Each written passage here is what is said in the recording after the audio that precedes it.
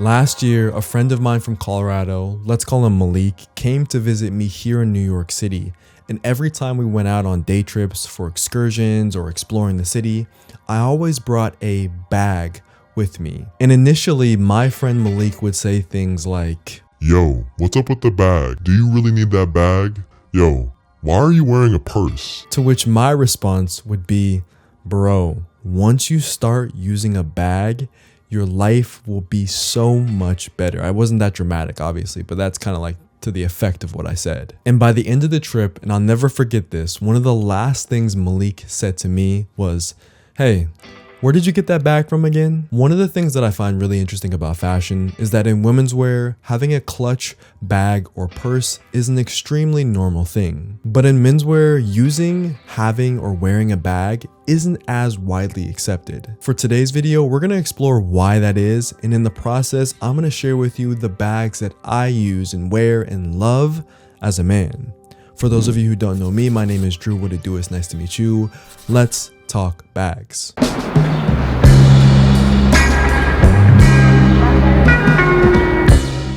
There are 4 bags that I use on a very consistent basis, but the bag that I use nearly every single day is my With Yukihama bag. This bag right here. If you've been subscribed to the channel for a bit, then you'll know that last year I took a trip to Japan. And while in Japan, I stumbled across this humble leather goods salesman in Kamakura, Japan, just south of Tokyo. And that is where I picked up this bag. The bag is 11 inches by 6 inches by 3 inches. And this sort of bag is like a school bag that you commonly see being used by students and professionals alike in Japan. I don't like this bag. I love this bag. It can easily fit my 40-ounce water bottle, an umbrella, sunglasses, a portable charger, hand sanitizer, mints, a shoehorn, napkins, and earplugs without breaking a sweat. The best thing about having a bag like this is that it helps me stay hands-free. If I want to bike in the city, I can bike. If I'm filming with my mirrorless camera, I can film. If I need a tissue, I have a tissue. The benefits of using a crossbody bag like this, and the fact that it's leather so it doesn't let water in, is legitimately a game changer for how I interact with walking around New York City or any city that I take this bag with me in. There are a ton of functional benefits, but what about aesthetics? When it comes to bag styling, being stylish is often about stacking up as many elements as you can tastefully within your outfit, within the criteria of your outfit. A bag like this definitely looks very cool, and because it's a neutral colored leather, it goes with nearly every single outfit that I decide to pair with it. This might be a bit corny, but when I was a kid, I used to dream about exploring the world as a Pokemon trainer. I was a huge Pokemon nerd, and I still love it to this day. This bag helps me emulate that childhood fantasy. Having a bag like this in New York City from Japan makes me feel like I'm a real world Pokemon trainer. And I love that I can feel that as a grown man in the city. It's just one of those small things that I always think about when I look at and wear this bag. There are a few things that I don't like about wearing a bag. For one, it takes your body a while to get used to having something pulling down on your shoulder. And after prolonged periods of wearing not this bag, but when I used to wear tote bags, those tote bag warrior days, when I used to wear tote bags, my shoulder would feel fatigued. It would feel sore after wearing a tote bag across the body all day. Luckily, because this is a bit of a thicker strap, it doesn't put the same amount of pressure on my shoulder, and we'll get into some bag alternatives here pretty soon, but that makes it easier. Thicker strap makes it easier. Another annoyance is that at certain events, think concerts, basketball games, festivals, they don't let you in with bags of this size. This may be a super specific annoyance, but just think about it from the standpoint of you're in a new city, you're enjoying your day, you're traveling around with your bag, and you have a concert to go to at the end of the evening. You don't have time to go back to the hotel. You have to get to the venue before, you lose the opportunity to get a good seat or a good standing spot. You get to the front of the line and the security guy tells you, well, sorry, but you can't enter into this venue because your bag is too big. That is a mood killer. It's a buzz killer. It's a night killer. And luckily that's never happened to that extent, but there have been instances where we've had to kind of finagle our way into certain events because our bags are slightly too big. It doesn't happen often, but it does happen. Okay, so I've talked this bag up the wazoo, but the truth of the matter is, the way in which I acquired this bag, the routes that I had to take, you probably aren't going to be able to find this same exact bag ever. Let's keep it real. But I do have some alternatives for you that I think will suffice for what this bag offers to me.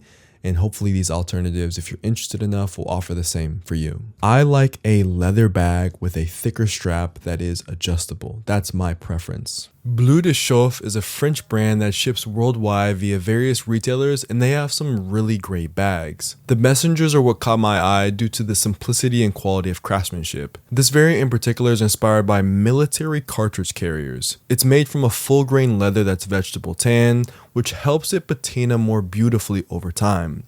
I love the suede interior, and this bag is really a great entry point for someone who is looking for a clean, highly functional, yet beautiful leather bag. Something around the same price point but is a bit more fashion forward is this Adder Error Product 95 bag. I prefer starting simple, then working towards the more complex, and this bag is a safe-ish start. I like how this bag lets you carry it by handle or around the shoulder. That's a great way to relieve shoulder pressure over prolonged periods. And its flap design is subtle but unique enough to give it character in your wardrobe. Another strong recommendation is from the brand Masterpiece. This is a Japanese brand that was founded in 1994 in Osaka that has affordable and cool looking bags. The ones that interested me are the Black Lightning Messenger, the Black Lightning Helmet Tote, and the 3-way convertible bag. Each of these bags have a cool structure, multiple pockets, and can be worn with a lot of versatility, meaning outfit versatility. Now, while I love using my With Yugihama bag,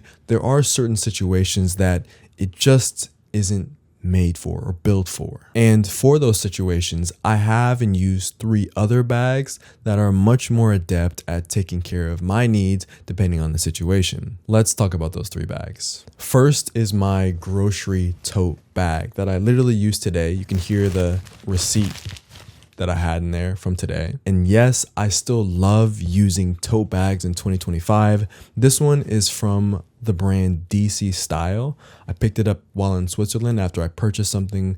They put the garments that I purchased in this tote bag, and I just used the tote bag as a grocery bag. And in our household, I'm on snack duty most of the week. Lauren buys all of the kind of full-fledged groceries that we need for our household. When I get a chance, when we're out of snacks, take it upon myself to buy the berries, the chips, the dips, the seaweed snacks, all of the kind of snacky snack stuff. I'm not going to say the fun stuff because Lauren buys the fun stuff too. But all of the things that we eat as snacks, that's what this bag is for. The thing I love about using a tote bag for grocery shopping is that here in New York City and in a lot of parts of the US has finally started to charge for single-use plastic bags, which I think is a good thing. The reduction of single-use plastic bags is positive, but you have to have a replacement for that if you don't want to incur a fee every single time you go grocery shopping. And it's cool that I can have a bag that has storytelling, that has history for me. Even while I was at the grocery store today, there was a woman who asked me where my bag was from, which was really cool.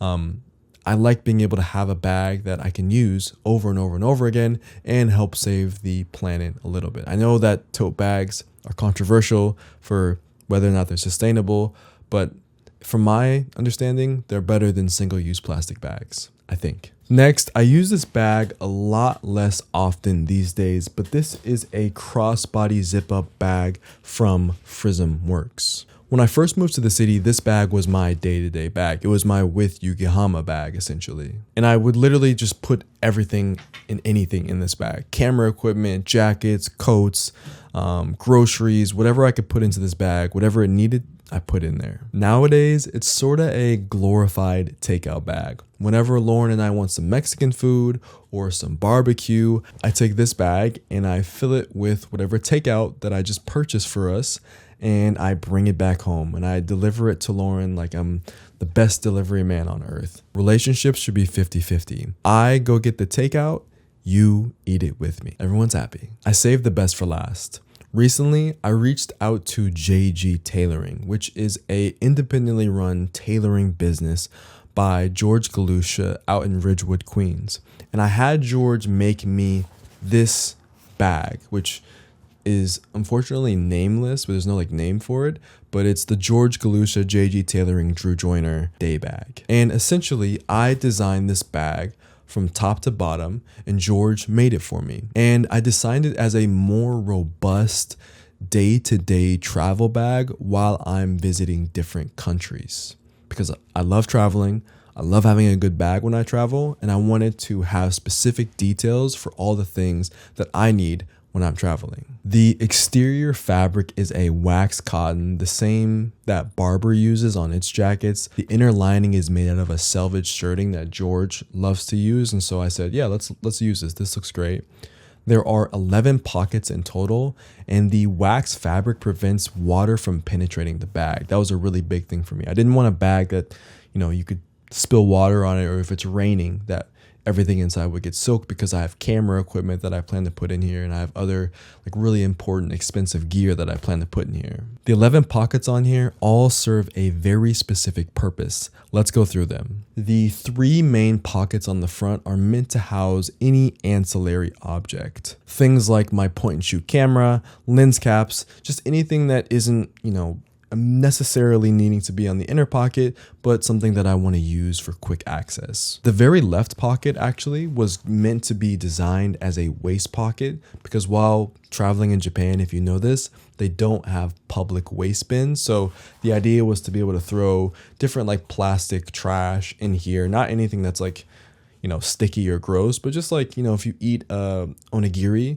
you can throw the plastic away from the onigiri in here and have a place for it, essentially. These pockets on your right, my left, where the cartridges are meant to store and house all of the film cartridges that I'm shooting on. So if I'm shooting a bunch of film for the day, I wanted to be able to have like different refill rolls, extra rolls, a place for them. And I wanted it to be done in a really kind of stylized, interesting way. The inside has a main compartment, a passport pouch, which unfortunately is slightly small. Sorry, George, you did a great job on this bag, but I need you to fix this. I'm going to have to reach out and get him to fix this. And a camera pouch. The truth of the matter is the creation of this bag was the initial idea that sparked me into making this video. One last detail that I love is that I even decided to add handles to the bag so that it can be carried in different ways. No matter what, if you wear a bag for a long time, if you're walking in a city and you take 30,000 steps, a 12-hour day of walking around with a bag on your shoulder is going to get fatigued. And so I wanted to add handles to the bag so that, if I'm getting tired, I can still hold it in a very, relaxed and comfortable way without having too much trouble. And that's why I added the handles. I really love this bag from a concept standpoint. The truth of the matter is that the bag hasn't been field tested. So I'll come back with the review either on my Instagram or on my TikTok. You can follow me there to give you the full scope of whether or not I think this bag is fulfilling the purpose in which I intended it for. I don't really do a lot of designing. So this was my first, or one of the few instances in which I've designed a product like this, and George helped bring it to life. Right now, it's a prototype, and the decision to use red wax, the shirt lining, we'll see how all of those decisions play out in the long run. I'm also very curious to see how the fabric on the outside kind of wears in. We'll see how that goes. I know Barber jackets wear in kind of interesting. We'll see how this one wears in as well. I know that re-waxing a jacket is pretty common, so I wonder how long it'll take before I'll need to re-wax this bag. Before we talk about the bags that are on my wish list, let me go through the bags that I would recommend for you depending on price range. We're going to go from $50 all the way up to $300. We're going to talk about a couple different bags that I think you should consider if you're in the market for a bag, if you've never purchased a bag, or if you want to improve your style by getting the right bag that also is pretty functional. Also, I like bags that are or can be used for day-to-day basis. That's the bags that I have now. For my wish list, I have a couple things that are more fashion forward, but we'll get to them. If you're looking for a useful tote bag, one of the brands I would start with is Carhartt Work in Progress. They have a tote bag that varies in price from $40 to $60, and it has a button snap closure on the top. Other bags that I like that are in the tote bag category are Ralph Lauren's tote bags. I like that chain stitch kind of cotton canvas bag that they have. It has a lot of structure. It's very heavy feeling, and I feel like it can carry a lot of stuff without kind of feeling like you don't have to be worried about if it's going to rip or break or anything like that. The Polo Ralph Lauren ones are nice as well. One that I see all the time in the city is the tote bag by Marc Jacobs. Now this one has a little bit more of a, I guess, controversy, if I had to say that. It is something that is a bit trendy right now, but it also is a tote bag, and I see it as a form of fashion, but it is kind of the opposite of my personal style ethos, which is more subtleties, more simplicity. It says the tote bag on the side of it in really big lettering. So yeah, just wanted to throw it into the mix. Ethan Glynn's Every Other Thursday also offers some really cool and unique tote bags. You would be supporting a small brand, and I think it's cool to see how he's continued to develop Every Other Thursday into just a wider ranging brand. Kind of moving away from tote bags, Deadwood Studios makes very unique variants of sling bags and tote bags. These vary in price, but you can usually get them for around $100 or so. If you have a bit more budget, I would look at the brand MF Pin. They make a gorgeous eyelet bag that is made out of dead stock cotton and has a really unique texture to it. Story MFG is another brand that I've always loved, and they have some cool bags. I've been tempted on many occasions to buy either the backpack or the drawstring port all. Saeed, if you have any extras, Katie, your boy Drew Joyner, would love a bag. Story MFG. I love Story MFG. I think it's also important to say that, what is the psyche behind buying a bag? These are the questions I would ask myself if I'm buying a bag. I would want to know, what's the intended use of the accessory? Am I going to be using it to carry something that I find annoying to carry right now? Do I want to have a portable charger with me? Do I want to have chapstick? Do I want to have a certain notebook with me? What is the purpose behind the bag? When you went to school, you had a backpack to carry your school supplies. If you're buying a bag now, what are the supplies you need to carry with you that'll make your life better, easier, more efficient, more clean? Think about those things. That's the cool thing about bags, is that they can be extremely useful from a functionality standpoint, but they can also be extremely useful from a style standpoint. The last recommendation I'll make is to look secondhand. There are so many options available on places like eBay, Depop, wherever you shop secondhand. I remember last year when I was in Japan, I actually used a Snow Peak bag that was bought off of Grailed for way under what you would be able to or have to pay for the full retail price. I paid like 50% off, something like that, for that bag. Shopping secondhand is a good way to find bags that you like for cheaper, and it's a bit better for the environment. The number one bag that I've had on my wish list for a little bit here has been the Homme Plissé Issey Miyake messenger bags, especially the messenger bag. I don't know, like I already have bags that are very function forward. So now for me, I'm thinking about, okay, if I go to a particular event or if I'm at a particular place here in the city, and I want to have a bag that just carries maybe some extra cologne or some gum or some mints or something like that, this bag will be able to do that. And it looks cool and it adds extra texture or layer to my outfit. In this instance, the Homme Plissé Issey Miyake bag is much more fashion than it is function, but it still, as a bag, it offers some function. Tying in what we originally started with, I want to ask rhetorically, why don't more men wear bags? I think for a lot of guys, there's a stigma around being perceived as feminine if you wear a bag. In the fashion industry, men wearing bags is fairly common.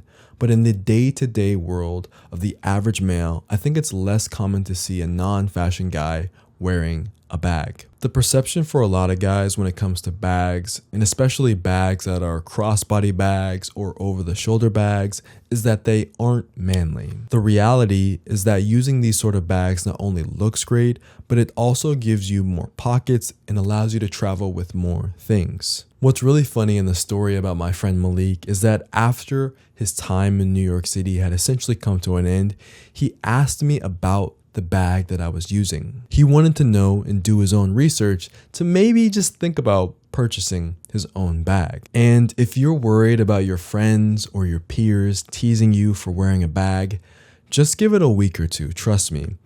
After every time you guys go for a bike ride, hang out in the park, go anywhere together, and you have the snacks, the water bottle, extra napkins, you have gum, you have all the things that they can't fit with them on their persons, they're going to be thanking you that you're the bad guy in the group. Be the bad guy in the group.